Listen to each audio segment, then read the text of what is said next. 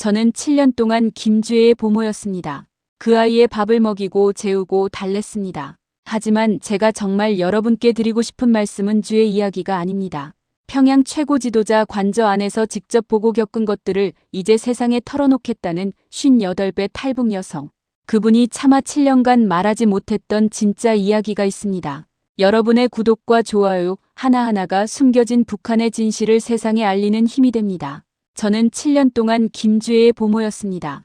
그 아이의 밥을 먹이고 재우고 달랬습니다. 하지만 제가 정말 여러분께 드리고 싶은 말씀은 주의 이야기가 아닙니다. 평양 최고 지도자 관저 안에서 직접 보고 겪은 것들을 이제 세상에 털어놓겠다는 58배 탈북 여성.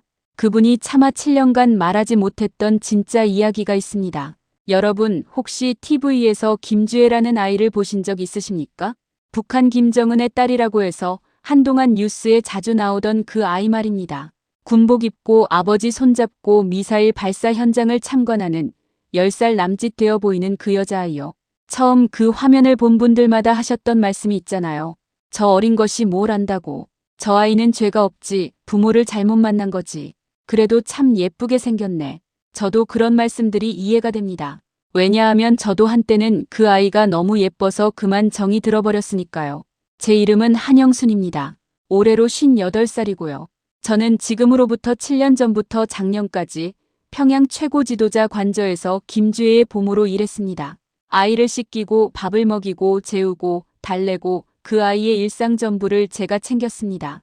그런데 오늘 제가 여러분께 드리고 싶은 말씀은 사실 김주혜 이야기가 아닙니다. 저에게는 딸이 하나 있습니다. 소영이라고 지금 32살인데 아직 평양에 있습니다. 제가 주혜를 키우는 그 7년 동안 소영이는 혼자 컸습니다. 남의 아이는 품에 안고 내 아이는 멀리서 바라만 봤습니다. 그게 제가 이 땅에 와서 가장 후회하는 일입니다. 제가 살던 곳은 평양 모란봉구역이었습니다. 여러분 모란봉이라고 하면 아시는 분들 계시죠? 예전에 평양을 가봤던 이산 가족분들이라면 들어보셨을 겁니다. 대동강 옆에 있는 평양에서 그나마 살만한 동네 중 하나입니다. 저희 아버지가 당 하급 간부를 지내셔서 배급도 어느 정도 나왔고 굶는 집은 아니었습니다.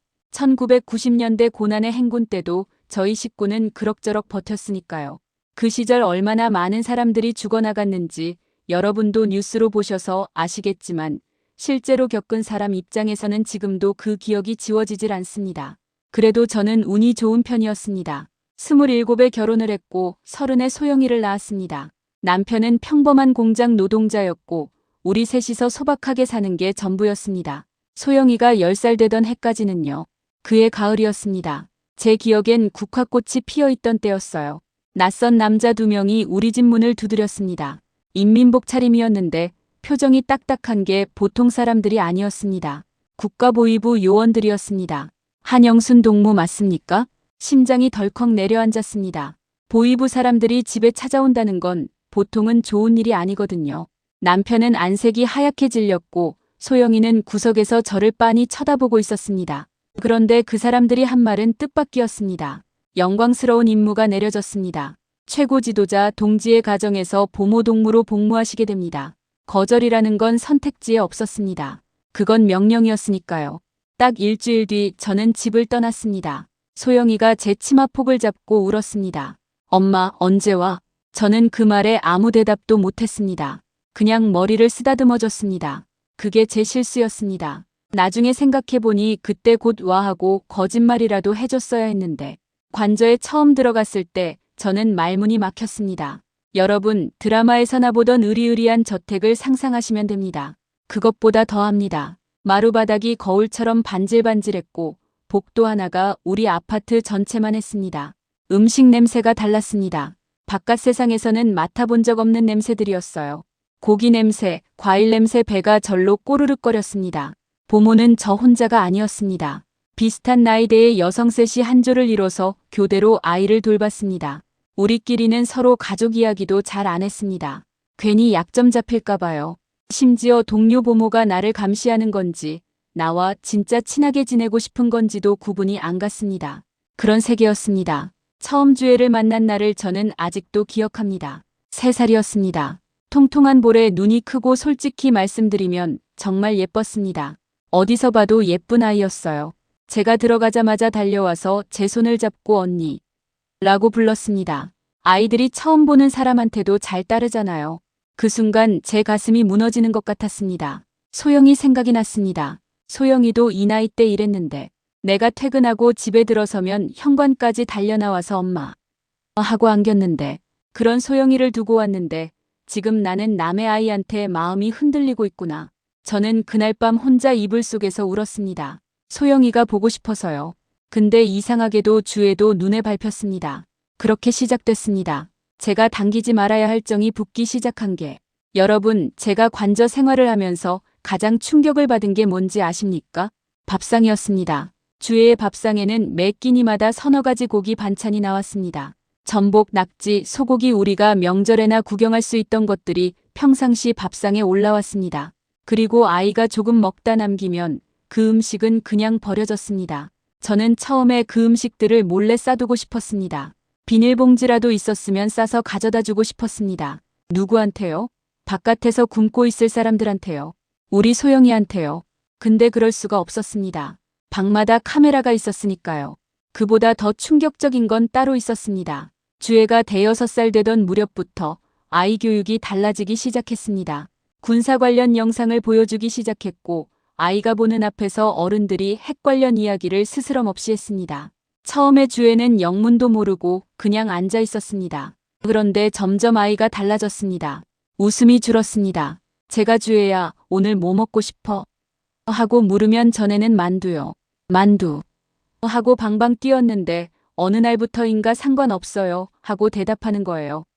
7살짜리가요. 저는 그때 알았습니다. 이 아이는 아이로 크는 게 아니구나. 뭔가 다른 것으로 만들어지고 있구나. 그게 무서웠습니다. 아이가 아이답지 않게 되어가는 것이 어른이 어른답지 않은 것보다 더 무서웠습니다. 주애가 미사일 발사 현장에 처음 나타난 날, 저는 관저 안에서 TV로 그 장면을 봤습니다. 화면 속의 주애는 제가 기억하는 주애가 아니었습니다. 군복을 입고 표정 하나 변하지 않고 아버지 옆에 꼿꼿하게 서 있었습니다. 여러분도 그 화면 보셨잖아요. 어른들도 긴장해서 어쩔 줄 모르는 자리에서 그 아이만 담담했습니다. 저는 그 화면을 보면서 손이 떨렸습니다. 내가 저 아이한테 만두 먹이고 머리 빗겨주고 넘어지면 일으켜 세워주던 그 아이가 저렇게 되어버렸구나. 그리고 얼마 지나지 않아 저는 통보를 받았습니다. 한영순 동무, 이제 보직을 변경합니다. 이유는 단 한 가지였습니다. 아이에게 지나치게 사적인 감정이 형성됐다는 거였습니다. 한마디로 정이 너무 들었다는 거예요. 그 말을 들었을 때 저는 웃음이 났습니다. 그게 문제라고요? 아이한테 정이 든 게 잘못이라고요? 근데 웃다가 울었습니다. 7년이었습니다. 7년을 그 아이 곁에 있었는데 하루아침에 이제 필요 없다는 말 한마디로 끝난 겁니다. 제 7년이 그렇게 끝났습니다. 집에 돌아와서 소영이를 만났습니다. 27살이 된 소영이는 저를 보고 그냥 왔어요? 했습니다. 엄마, 도 아니고 어머니, 도 아니고 그냥 왔어요. 그 짧은 말 한마디에 7년이 다 들어있었습니다. 우리 사이에 얼마나 넓은 강이 생겼는지 저는 그때 처음으로 실감했습니다. 탈북을 결심하게 된 건 어떤 거창한 이유가 아니었습니다. 소영이랑 같이 밥을 먹다가였습니다. 별다른 말도 없이 그냥 밥만 먹고 있는데 저는 갑자기 이런 생각이 들었습니다. 이 아이 앞에 남아있는 삶이 뭘까? 소영이는 좋은 직장도 없었습니다. 시집도 못 갔습니다. 제가 보모로 있는 동안 좋은 배경이 생길 거라 기대했던 것들이 제가 보직 해제되면서 한꺼번에 사라졌습니다. 오히려 저를 아는 사람이라는 게 짐이 될 수도 있는 상황이었습니다. 나 때문에 소영이 인생이 이렇게 됐구나. 그 생각이 드는 순간 이상하게도 가장 먼저 든 감정이 도망가고 싶다는 것이었습니다. 소영이를 위해서가 아니라 저 자신을 위해서요. 이 답답한 곳에서 그냥 벗어나고 싶었습니다. 그게 너무 부끄러웠습니다. 나는 엄마이면서 첫 번째 생각이 내 탈출이라니. 그래서 며칠을 더 생각했습니다. 소영이를 데려가려 했습니다. 근데 소영이는 가겠다고 하지 않았습니다. 엄마만 가요. 저는 여기 있을게요. 그 말이 거절인지 배려인지 저는 지금도 모릅니다. 2026년 1월이었습니다. 저는 혼자 짐을 쌌습니다. 짐이라고 해봤자 옷 몇 벌이었습니다. 그리고 한 가지 주의 사진이었습니다. 관저 안에서 몰래 찍어뒀던 사진이요. 아이가 혼자 창가에 앉아서 바깥을 바라보는 사진이었습니다.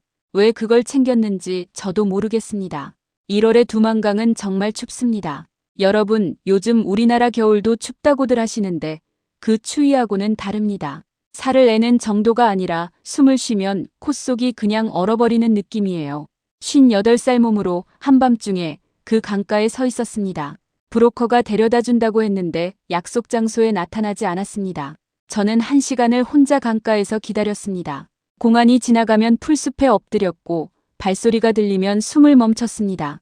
50대 중반을 넘긴 몸이 그 동작을 다 해낸 게 저도 신기합니다. 간신히 다른 루트를 통해 강을 건넜습니다. 자세한 건 말씀드리기 어렵습니다. 그걸 도와준 분들이 아직 그쪽에서 일하고 계시니까요. 중국 땅에 발이 닿았을 때 저는 주저앉아 버렸습니다. 다리가 풀린 게 아니라 그냥 다리가 말을 안 들었습니다. 한참을 그렇게 땅바닥에 앉아 있었습니다. 그 다음은 조선족 교회였습니다. 거기서 한 달을 숨었습니다. 목사님 내외분이 먹여주시고 재워주셨습니다. 말씀 한마디 없이 밥 퍼주시는 그 손이 우리 어머니 손 같았습니다. 돌아가신 우리 어머니. 저는 거기서 처음으로 큰 소리로 울었습니다. 강을 건너면서도 안 울었는데 따뜻한 밥 한 그릇 앞에서 그만 무너졌습니다. 인간이라는 게 따뜻한 데서 더 약해지나 봅니다. 동남아시아를 거쳐 한국에 들어왔습니다. 그 여정은 석 달이 걸렸습니다. 인천공항에 발을 내디뎠을 때 저는 아무 감흥이 없었습니다. 드라마에서 보면 탈북자들이 땅에 엎드려 울고 그러잖아요. 저는 그러지 않았습니다. 그냥 멍했습니다. 아, 왔구나. 살았구나.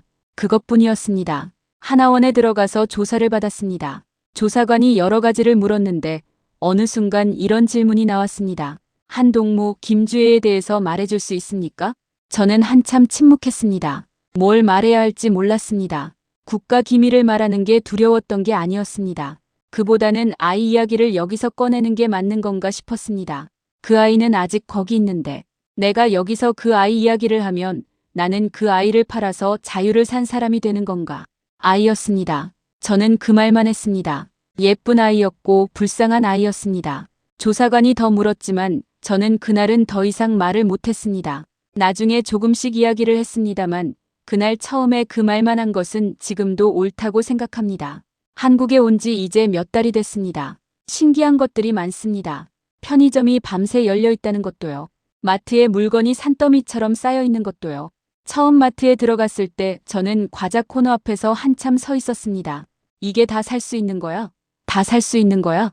속으로 계속 되뇌었습니다. 말투도 다릅니다. 여러분들 말씀하시는 것처럼 저도 이제 하려고 노력하는데 가끔 제 입에서 이상한 단어들이 튀어나와서 민망할 때가 있습니다. 그래도 같은 말이고 같은 민족이라는 게 얼마나 다행인지 모릅니다. 여러분, 한국에 와서 가장 후회하는 게 뭐냐고 물으시는 분들이 있습니다. 저는 그 질문을 받을 때마다 잠깐 생각합니다. 더 일찍 탈북하지 않은 것? 아닙니다. 체제에 충성한 것? 그것도 아닙니다. 제가 가장 후회하는 건 소영이한테 엄마 노릇을 못한 것입니다. 7년 동안 남의 아이를 키우면서 내 아이가 어떻게 크는지 몰랐습니다. 소영이가 처음 생리를 했을 때 옆에 없었습니다. 소영이가 첫사랑을 했을 때 이야기를 들어준 적이 없습니다. 소영이가 아팠을 때 손 한번 잡아준 적이 없습니다. 그 7년 동안 저는 주애한테는 다 해줬습니다. 새벽에 열이 나면 밤새 안고 있었고 넘어지면 달려가서 무릎에 약을 발라줬습니다. 주애가 무서운 꿈을 꾸면 옆에 누워서 괜찮아, 괜찮아 했습니다. 그 손길이 그 시간이 소영이 것이었어야 했습니다.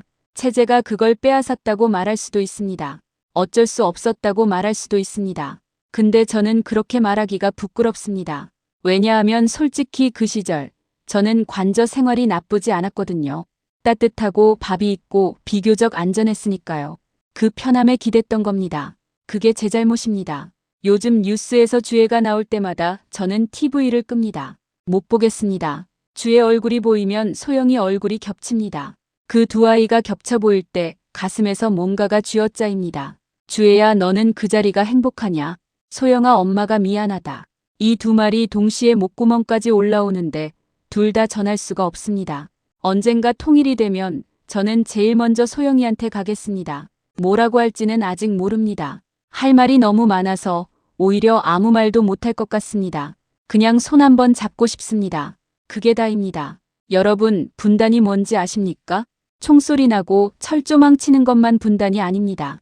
엄마가 딸 손 못 잡는 것, 그게 분단입니다. 제가 겪어봐서 압니다.